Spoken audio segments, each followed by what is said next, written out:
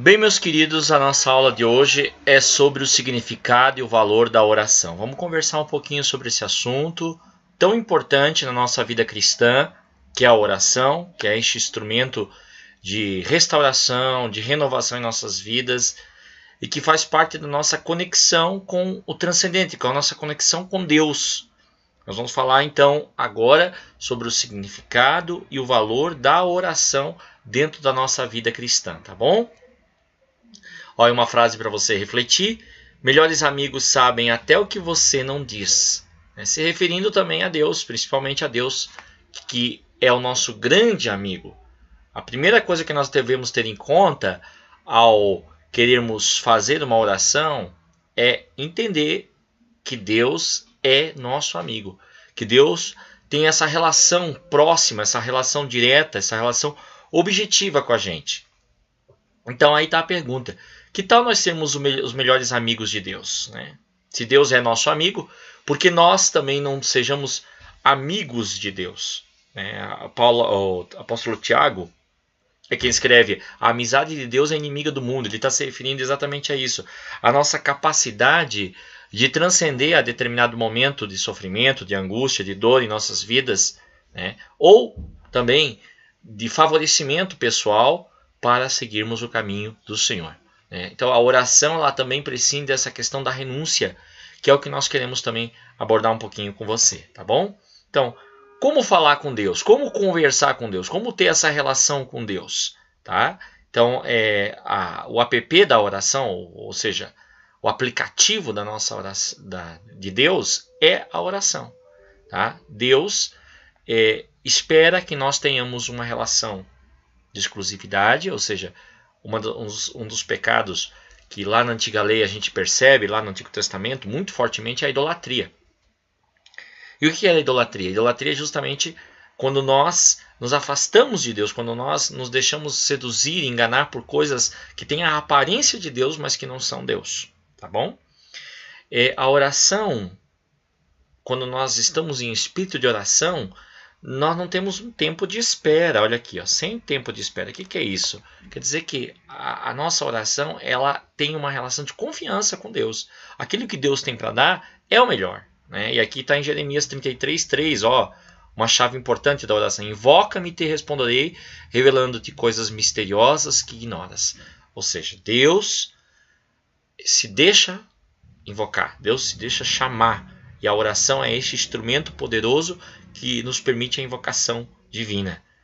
E uma outra coisa importante da oração é nós não nos deixarmos levar apenas pelo nosso desejo físico, pelos nossos problemas cotidianos, pelas nossas coisas do dia a dia, mas sermos conduzidos, como está escrito aqui, pelo Espírito de Deus. Então é importante a gente se deixar conduzir pelo Espírito Santo de Deus, tá bom?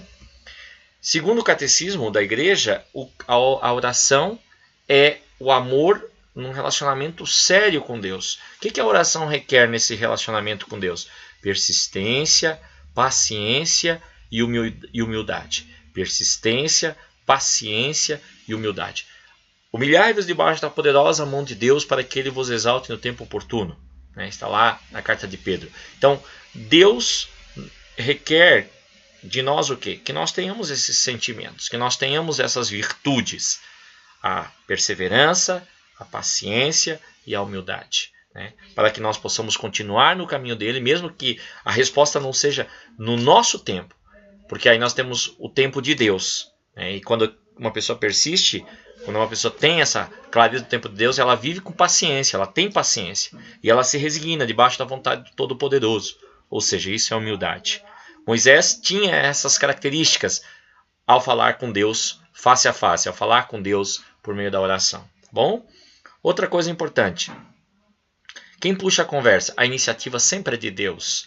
Desde a origem, o homem é convidado para um diálogo com Deus. É necessidade natural como comer e respirar. Por isso, essa comunicação deve ser algo natural e agradável. Aqui uma tela de aplicativo, de WhatsApp, e nós conversando com Deus. A gente tendo essa relação com Deus, essa conversa com Deus, que a oração é um diálogo com Deus. Desde as sociedades primitivas, como a gente vê lá nas pinturas rupestres, na caverna, desde as sociedades primitivas, o homem tinha essa relação com o transcendente, com o divino. Ele entendia que era necessário esse relacionamento, esse diálogo, para que ele pudesse ter coisas boas na vida, como por exemplo assim, eu quero uma colheita boa, então eu precisava pedir para Deus, para as forças da natureza, para que me ajudassem. Então o homem sempre teve essa busca, essa sede, que nós chamamos sede de Deus, e a oração nos permite saciar essa sede de Deus, tá bom? Como é que a gente começa essa conversa com Deus? Como é que a gente estabelece esse vínculo de oração? Primeiramente, peça a presença do Espírito Santo. O apóstolo nos diz assim, nós não sabemos como pedir, nós não sabemos como orar, o apóstolo Paulo fala, mas é pelo Espírito de Deus que nós podemos chamar Abá, que quer dizer pai, paizinho. Então é o Espírito Santo que nos leva ao diálogo com Deus, é o Espírito Santo que nos permite essa conversa. Outra coisa importante, examine sua consciência. Coração cheio de pecado, coração cheio de mágoa, coração cheio de revolta. A nossa mente, assim, com essas barreiras, nos impede de experimentar essa conversa com Deus. Lembre-se lá do nosso primeiro encontro, que nós falamos sobre o amor de Deus, que a gente dizia exatamente isso, né? Que o pecado, no segundo encontro a gente falou, que o pecado era uma muralha que nos impedia de experimentar o amor de Deus. Então, quando a gente examina a consciência, quando a gente renuncia a esse pecado, a gente pode estabelecer um vínculo com Deus. Por isso que a missa também começa com um ato de penitência. Não sei se você já percebeu isso. A missa começa com o ato de penitência por quê? Porque é importante esse exame de consciência, é importante pedir perdão para que a gente possa estar na mesma vibração de Deus, né? Reconhecer as nossas falhas para que a gente possa, com esse espírito de humildade, se colocar na presença de Deus. Humilhai-vos para que Ele vos exalte, é o que a palavra nos diz. Depois, a entrega. Apresente seu problema. Gente, a gente tem que compreender que Deus tem o melhor para a gente. Se Ele nos ama, Ele tem o melhor para a gente. Se Ele te ama, Ele tem o melhor para você. Então você tem que entregar aquilo que você quer passar para o Senhor. Você não pode querer que as coisas se resolvam do jeito que você quer que se resolva. A entrega é esse passo fundamental da oração. Sem entrega não há uma verdadeira oração com Deus. Então vamos apresentar, vamos entregar diante de Deus nosso problema. Louve, porque os anjos de Deus louvam, né? O que é louvar? Louvar é exaltar as maravilhas de Deus. Louvar é, digamos, agradecer pelo dom da criação, por tudo aquilo que Deus já nos deu, e por tudo aquilo que Ele ainda tem para operar em nossas vidas, porque Deus já nos deu e vai nos dar muito mais. É isso que nós acreditamos, né? Então louve, faça perguntas para Deus e esteja aberto para a resposta. Olha que coisa bonita isso. Às vezes a gente está falando e não consegue escutar Deus. A gente não consegue parar para escutar Deus. Então quando você está em oração, você fala, você conversa com Deus. Mas depois você fecha os teus olhos, deixa Deus também falar ao teu coração. Deixa Deus responder para você. Deus sempre tem algo a falar. Então usa a quietude, usa o silêncio. O silêncio é uma parte da oração. E a gente esquece dessa parte da oração. A gente só quer apresentar as nossas necessidades e esquece daquilo que Deus tem para falar para a gente. Então é importante estar aberto para a resposta que vem de Deus.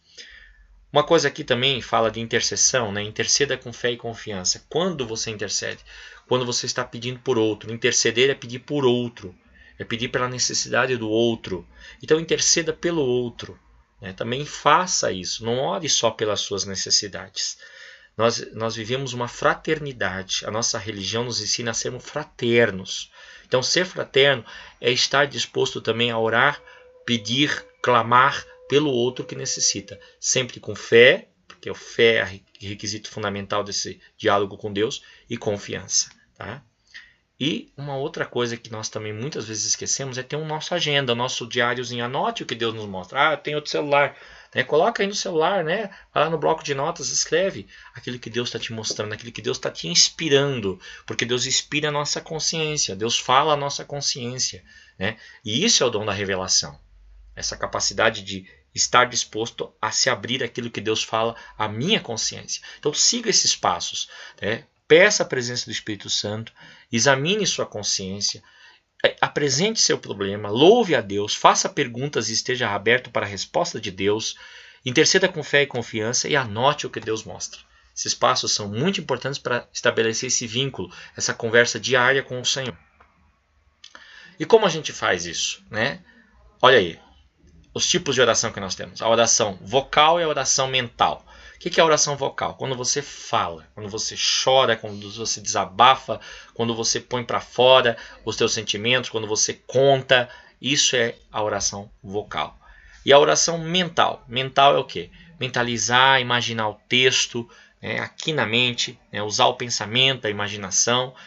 E para evitar a distração é preciso continuar a levar a oração até o coração. Olha só, nessa oração mental, às vezes é muito importante você ter alguns requisitos, alguns subsídios, como por exemplo, uma música que te inspira, o ambiente, coloca incenso, coloca uma vela, coloca uma imagem, né? Ah, padre, mas isso é idolatria? Não, não é idolatria.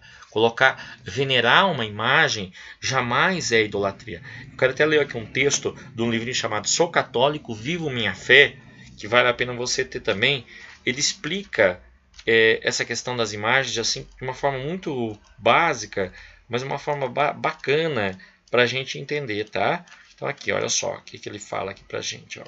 Ele diz assim, ó, Cristo assumiu um verdadeiro corpo humano, por meio do qual Deus invisível se tornou visível. Por essa razão, Cristo pode ser representado e venerado nas santas imagens. Nele vemos o rosto humano de Deus e o rosto divino do ser humano.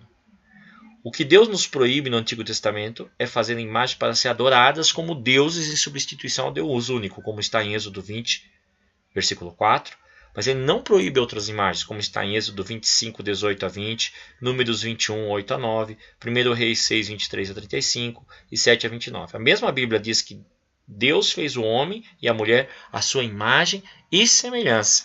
Tá?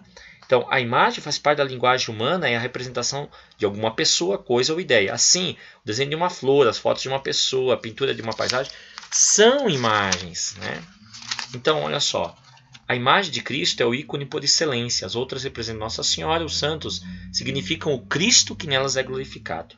Proclama a mesma mensagem evangélica que a Sagrada Escritura transmite mediante a palavra e ajuda a despertar a fé e a adoração dos crentes no Deus único. O católico, ele só adora a Deus. Então a imagem ela nos ajuda nesse processo de pensamento e imaginação para mentalizarmos a oração. Tá? E outro tipo de oração é a contemplação. Contemplação, o coração, ocupa a alma, quer dizer, é um estágio mais elevado. Quando eu contemplo, eu estou diretamente vinculado, eu estou já num êxtase, que a gente chama êxtase místico, diante de Deus. Uma coisa importante também é reservar um tempo para Deus.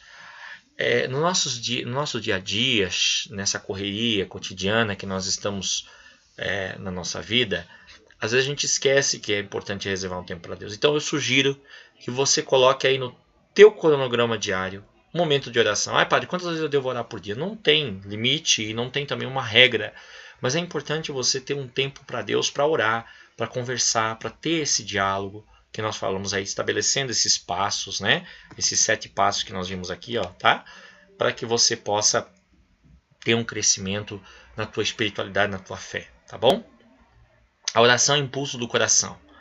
Um simples olhar para o céu, um grito de amor e gratidão na aprovação e na alegria. É algo enorme e divino que dilata o nosso íntimo e une a Jesus, como nos diz Santa Teresinha do Menino Jesus, grande mística e doutora da Igreja Cristã.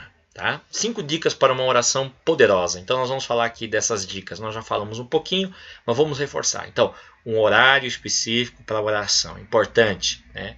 Eu gosto muito de orar pela madrugada, às 3 da manhã, um horário mais tranquilo, né, que você pode se concentrar com mais facilidade, não ter o barulho do dia a dia lá de fora. Então você pode entrar nessa sintonia, nessa vibração cósmica, nessa espiritualidade divina com mais facilidade. Tá? O lugar, o cenário, aí, um altarzinho de oração como está aqui, né? Um altar de oração, que ter o teu canto de oração. Ter aquele local devocional. Não é idolatria, como eu falei agora há pouco para você. Não se trata de idolatria. É o local de oração, o local reservado para oração, um local onde você tem a tua espiritualidade e você entra em conexão com o divino. Né? A tua mente é levada a isso, né? A entrar nesse círculo de oração, nesse círculo sagrado. Outra coisa importante é a postura da oração. A tua oração não pode ser uma coisa displicente ou uma coisa por obrigação. Quando a gente faz de forma displicente por obrigação, você não consegue estabelecer esse diálogo. Não é uma conversa de intimidade, como deveria ser a intimidade com Deus, tá bom? E o diário espiritual, o que é o diário espiritual? É anotar aquelas inspirações, anotar os pedidos de oração, fazer o seu diário espiritual como fonte de graças e bênçãos, não só para você, mas para aqueles pelos quais também você intercede em oração, tá bom? Aí, ó, eu rezando com sono, né? Deus abençoa meus pecados, Deus fica com Deus. Amém. Então a gente às vezes tá ali cansado do dia a dia, não consegue orar, mas faz a tua oração, faz mesmo assim, agradece. Né? Em tudo dá graças, a Bíblia nos diz. Então, quando a gente agradece, a gente estabelece esse vínculo, né? Como driblar as dificuldades? O opositor, o demônio, ele bloqueia a graça da oração, ele procura fazer isso, né? Então a oração é uma batalha diária nossa. Né? O pecado, ele nos impede de ter essa presença de Deus, ele nos impede de sentir esse amor misericordioso de Deus. Por isso a gente tem que buscar essa reconciliação, né? Como nos diz o Salmo 50, versículo 7, Mateus capítulo 5, versículo 23 e 24, e Marcos 11, 25, que fala exatamente dessa nossa reconciliação, né? De Deus, da misericórdia de Deus para conosco. Né? Tenho sempre o meu pecado na minha mente, diante de mim. Né? E quando eu tenho isso na minha mente, eu consigo mudar, eu consigo renovar meu espírito na presença de Deus. Outra coisa que nós temos que driblar é o apego.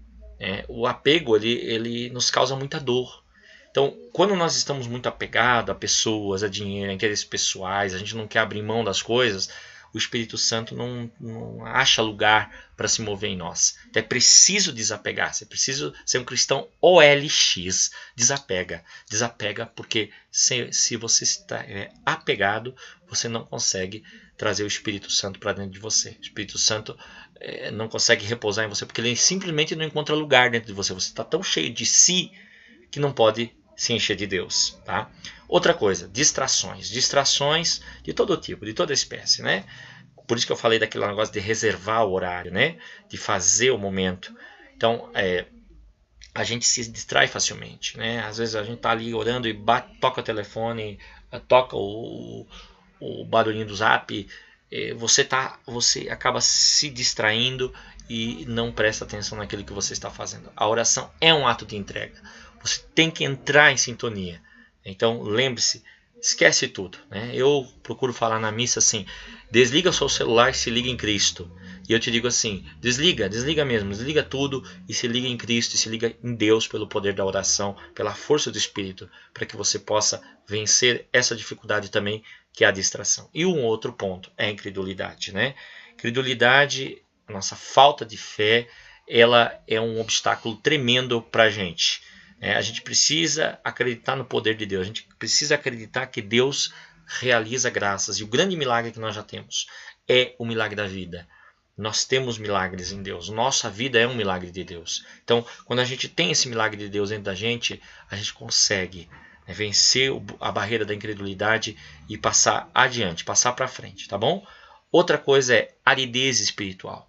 O que é aridez espiritual? Né? É aquele coração endurecido, aquele coração sem fé. Né? Então a gente precisa ter a vontade, né? Para que o nosso coração seja um solo fértil, não seja um lugar árido. Né? A gente tem que buscar a presença de Deus, a gente tem que ter essa coisa da fé dentro de nós, essa iniciativa de ir ao encontro do Senhor, porque aí a gente amadurece, a gente consegue amadurecer espiritualmente, tá bom? Bom, além disso que nós falamos, como driblar essas dificuldades? Então, primeira coisa, é preciso se alimentar das coisas do alto, participar de conversas frívolas, mentir, deixar se envolver pela mentalidade amoral dos programas de televisão, internet do egoísmo, contra a palavra de Deus, vendo o egoísmo do coração fechado. A vida do cristão deve estar de acordo com a palavra e não se deixar contaminar pela mentalidade do mundo. Então fala assim de mudança de mentalidade. Metanoia é a palavra, mudança de mentalidade, uma palavra que está muito presente no Novo Testamento. É preciso mudar a nossa mentalidade para nós não sermos incoerentes. Dizermos uma coisa e fazermos outra. Né? A oração é um encontro com Deus, é uma arte de encontro com Deus. Ter uma vida de oração é ter todo dia um horário para falar sozinho com Deus. Olha que coisa bonita. Então a gente precisa ter esse encontro com Jesus. Tá? esse encontro pessoal com Jesus na oração, né? Olha, isso se dá tanto sozinho, né? Como diz a palavra lá em Mateus, o Evangelho de Mateus afirma, né? Entra no teu quarto, fecha a tua porta, ora em silêncio, teu pai que vê no segredo te dará a recompensa. Quer dizer, esse momento de retiro, quanto também o nosso momento em comunidade, quando a gente intercede um pelos outros, quando a gente ora um pelos outros, que é uma oração poderosíssima, a oração na família de fé, que é o que nós fazemos nas celebrações, nas missas, nos encontros, tá bom? A oração o que a oração e a atividade física têm em comum? Disciplina. Se não houver disciplina e prática, nós não conseguimos o nosso objetivo. A intimidade com Deus é como água que mantém viva a nossa vida espiritual, sem dúvida, né? E a oração nos leva a essa intimidade com Deus, né? Intimidade é o resultado dessa própria oração, porque a gente vai conversando, dialogando. Então, quer dizer, é como um relacionamento com alguém, com um amigo, com o nosso parceiro, com o nosso cônjuge. Essa relação de diálogo nos leva a estabelecer esse vínculo, essa intimidade com o Senhor, tá bom?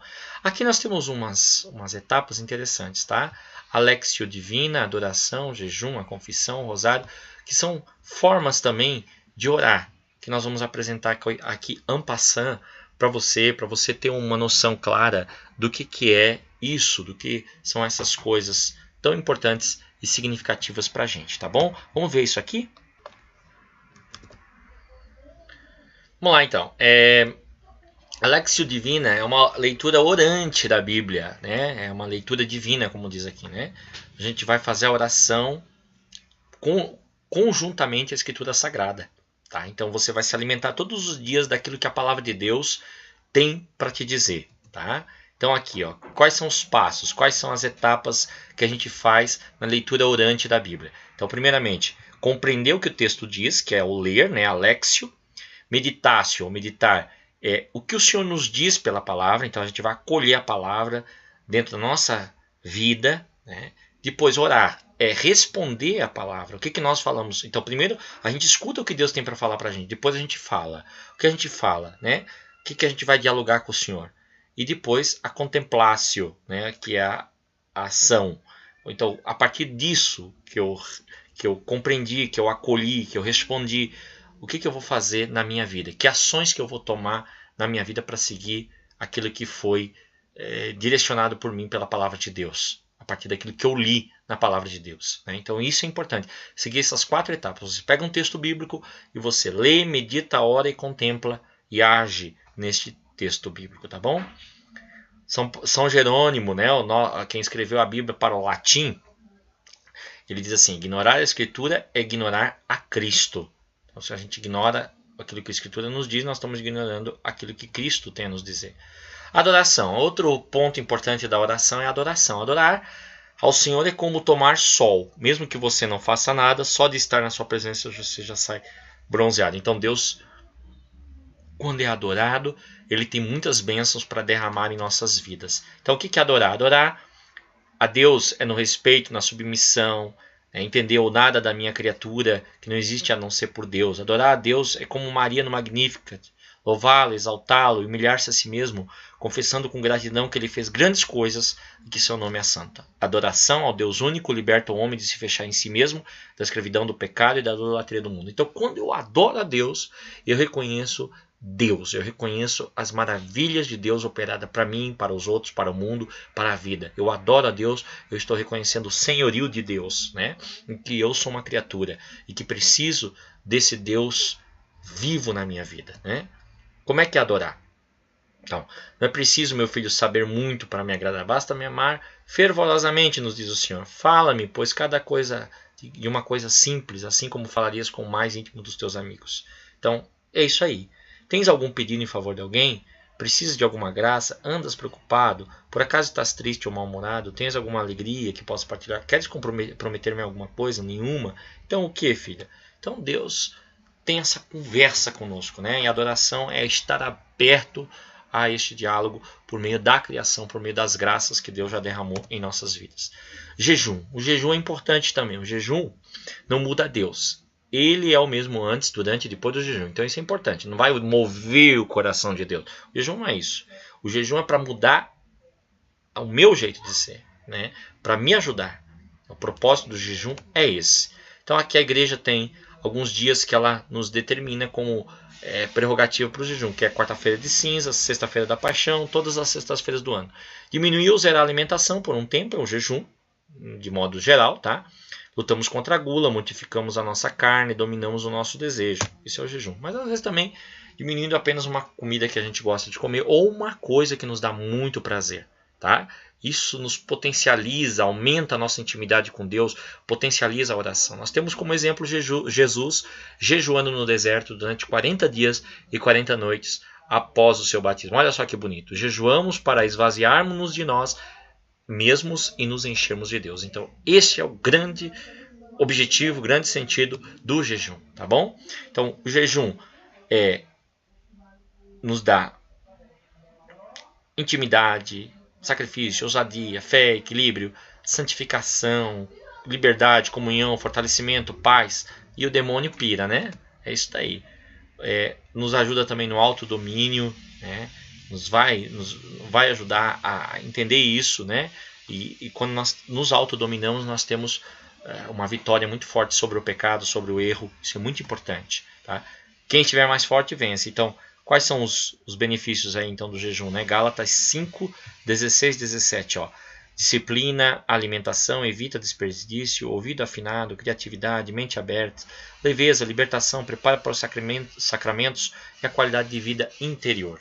Então, é um exercício de espiritualidade que vale a pena também ser agregado na nossa vida de oração, o jejum, tá? E além daqueles dias que nós falamos, qualquer dia você pode fazer o jejum, tá bom? Quem pode fazer? Qualquer pessoa, até mesmo os doentes, porque água e remédios não quebram o jejum, tá? Como é que funciona o jejum? É café da manhã e mais uma refeição, almoço ou jantar sem exageros. A refeição que não será feita deve ser substituída por um lanche simples. Então o jejum não precisa ser total. Você pode apenas substituir, diminuir. Não comer qualquer coisa fora dessas refeições, como doces, balas, chocolate, biscoito e refrigerante, salvo em caso de enfermidade, tá bom? Importante, oferecer a Deus o jejum, rezar, participar dos sacramentos e não murmurar. Sem isso o jejum não faz sentido. Para a prática do jejum deve-se ter entre 18 e 59 anos. Não passar fome e cuidado para não se sentir mal nem dor de cabeça. Então, aqui algumas recomendações importantes sobre o jejum, tá? Quem pode? Pessoas que não tenham nenhuma restrição quanto à saúde. Aqui, quais são as refeições do jejum a pão e água? Esse aqui é o jejum pão e água que a gente chama, né? Café da manhã antes das 9, pão e água no resto do dia quando sentir fome ou sede. Dica, comer pão sírio ou pão integral, pois são os mais substanciosos sem exagero. Encerrar o jejum às 18 horas. Não comer pão ou beber água ao mesmo tempo. Ele junta os fermentos no estômago e provoca dor de cabeça. Então, ou um ou outro. Tá aqui, ó, separado, tá bom? Então é isso que nós fazemos quando fazemos o jejum pão e água, tá? Outro jejum é o jejum à base de líquidos. Então quem pode? Pessoas que não tenham nenhuma restrição, né? Então como é que funciona? O alimento, o café da manhã às 9, no restante do dia chá quente, para aquecer o estômago com açúcar e mel, laranja, limonada, suco de frutas, cenoura, beterraba, verduras, isso deixa o corpo leve para a oração. Água de coco, soro caseiro, caldos, tá? Então, se puder não usar açúcar ou mel, use adoçante ou tome açúcar nenhum. Então, esses daí são os requisitos aí para o jejum a pão e água. Então, nós vamos voltar aqui. Nós vimos o jejum da igreja, que nós falamos, o jejum a pão e água, o jejum à base de líquido, agora o jejum completo. Como é que funciona o jejum completo? Pessoas que não têm nenhuma restrição e que já tenham praticado outros tipos de jejum. Quais são as refeições? Apenas o café da manhã e depois só água. Encerrar o jejum às 16 horas. Ser comedido e agir com sabedoria. Você não tem que provar nada a ninguém, nem aos outros, nem ao Senhor, porque o Senhor não precisa do teu jejum. Tá? Deus não precisa do teu jejum.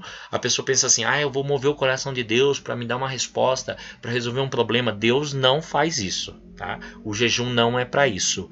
O jejum é para aumento da tua espiritualidade, da tua fé, do teu contato com Deus. Você está mais pronto para ouvir aquilo que Deus tem a te dizer. Ok? Tá? Então, toma cuidado aí com a maneira que você está fazendo o jejum. O jejum de Daniel foi 21 dias longe do mundo e perto de Deus. Aí, uma coisa interessante, existem obras de autores que dizem que o ser humano precisa de 21 dias para criar um hábito. Então foi o jejum de Daniel. A base disso é o jejum de Daniel, que foi 21 dias. Então nós precisamos, talvez, para criar hábitos, inclusive o hábito da oração, é preciso você ter uma disciplina. é você ter prática, como nós falamos. Então faça isso. Não deixe de lado o poder da oração. Jejum sem oração é dieta. Olha aí, ó, dica importante para você. Confissão. Vocês lembram que na nossa igreja nós não temos a confissão auricular. Nós já falamos em outro momento quando nos referimos. Porém, a confissão é importante, né? A penitência é um sacramento da igreja. Então, é o esforço completo em mudar de vida. Reconciliar-se com Deus, consigo mesmo e com os outros. É romper radicalmente com o pecado. Então, a gente precisa tirar isso dentro da gente. Então, quando a gente vai à missa e recebe a absolvição sacramental, ou vai no momento de celebração pública da penitência, né, uma confissão comunitária que a gente chama, recebe a absolvição sacramental. Então, nesses momentos, é momento de reconciliação, é momento de limpar nosso espírito, de nos purificar, de quebrar as muralhas que nos impedem de ter um relacionamento com o Senhor. Tá? A misericórdia de Deus é igual a zoeira, não tem limite. É verdade. A misericórdia de Deus é espetacular. O rei Davi já proclamava no Salmo: louvai ao Senhor porque Ele é bom, porque eterna é a sua misericórdia. Tá bom? Aqui um bônus, uma dica bônus que eu gosto de falar, né? Inclusive é um aplicativo que eu tenho, se chama Católico Orante. Coloca esse aplicativo aí no seu celular. Tem todas essas orações, liturgia diária, liturgia das horas, liturgia da missa, Lexio diária, documentos da igreja, catecismo da igreja católica. Da igreja católica romana não tem problema, mas tem coisas muito boas aí e vale a pena a gente seguir, vale a pena a gente orar, tá? Então, aquilo que é bom a gente tem que aproveitar. E eu recomendo Católico Orante, tá bom? Rosário. Rosário é uma oração simples. Rosário vem de rosa, da flor rosa, né? Então, são as rosas de Maria. Né? Então, a gente vai passear pelo Evangelho com Maria Santíssima. Então, a gente recorda os passos de Maria. Então, dizer 150 vezes eu te amo. O rosário tem a ver com os salmos. Né? No começo eram só 150 Ave Marias. Né? Depois foi criado esses mistérios luminosos aqui na quinta-feira. Mas antes era só esses três aqui, ó. Gloriosos, gozosos e dolorosos. Isso aqui foi criado mais recentemente. Tá? E aqui fala das etapas da vida de Jesus. Então o rosário, a gente contempla as etapas da vida de Jesus. Olha só. Começa com a anunciação a Maria, depois a visita de Maria à sua prima Isabel, depois o nascimento de Jesus, a apresentação do menino, a perda e o encontro de Jesus no templo. Né? Depois a gente vê, por exemplo, o batismo no Rio Jordão, a revelação de Jesus nas bodas de Caná, anúncio do reino de Deus, a transfiguração de Jesus, a instituição da Eucaristia. Depois a gente vê dolorosos, agonia de Jesus, flagelação de Jesus, coração de espinhos, Jesus carregando a cruz no Calvário, crucificação e morte. E depois a gente vê ressurreição, ascensão, a vinda do Espírito Santo, a assunção de Maria, coração de Maria no céu. Então é a história de Jesus. O Rosário contempla isso, contempla esses passos de Jesus. É o saltério do Novo Testamento. Isso que é o Rosário. Né? Saltério quer dizer o quê? Os salmos, o conjunto dos 150 salmos da Bíblia. Tá? Então é isso. E o terço seria um terço do Rosário, das 150 Ave Marias, como seriam os 150 salmos, né? Que seria o terço, por isso se chama terço do Rosário. Né? Essa devoção começou em 1214. Opa, vamos voltar aqui. Tá, peraí. Opa, minha gente. Vamos lá. Vamos voltar aqui. O que aconteceu aqui? Essa devoção começou em 1214, quando a Virgem apareceu a Santo Domingo de Gusmão e entregou uma arma poderosa para a conversão dos hereges e pecadores. Então, o Rosário começou ali. Né? E é considerada a nossa metralhadora na fé. Né? Aqui tem as etapas, como fazer. Né? Você começa com creio, depois você reza ao Pai Nosso, 3 Ave Marias em honra ao Pai, ao Filho e ao Espírito Santo, depois um Glória ao Pai, e aí outro Pai Nosso, e aí você começa, né, aqui no o Pai Nosso, né? Aí você começa o primeiro mistério, Pai Nosso, aqui você vai fazer Glória, né? E as jaculatórias, né? O meu Jesus, perdoai-nos e livrai-nos do fogo do inferno, né? Ó Maria concebida sem pecado, né? Você faz isso, né? Depois começa o Pai Nosso, segundo mistério, e assim vai até o final. Quando você chega aqui, você faz a Salve Rainha no final da oração do terço, tá bom? Então, quais são os benefícios do terço, do rosário, né?